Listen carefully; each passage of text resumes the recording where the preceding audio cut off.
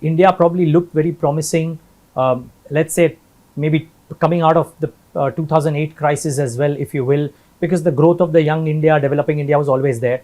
But some businesses, consumer businesses, did really well for the decade. Some businesses, manufacturing, did not. How are you looking at the landscape in that sense?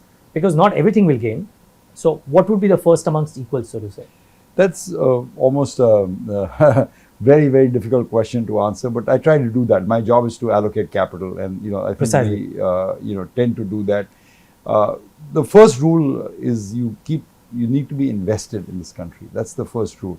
I think over a 10-year period, okay, the Sensex always delivered positive returns. Okay, it can be very volatile over a quarter, very volatile over a year, very volatile over maybe a couple of years. But if you remain invested in high quality businesses, I don't think there's a 10-year rolling period in which you could have lost money in the Sensex. So the first rule is you remain invested. Now, what do you invest in? That's a more difficult and more challenging question. But we tend to stick with the favorites, whether they're consumers, some new age economy, some technology. We have some new themes that maybe we'll talk about later in the interview.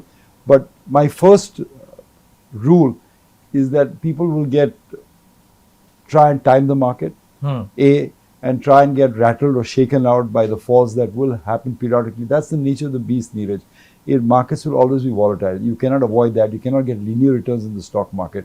Returns in the stock market are lumped together, and you need to understand that and you prosper in that environment. Sure. So my first rule to people is, before you're talking about where to invest and what to invest, that's obviously great businesses with cash flow. That's what you want to invest in.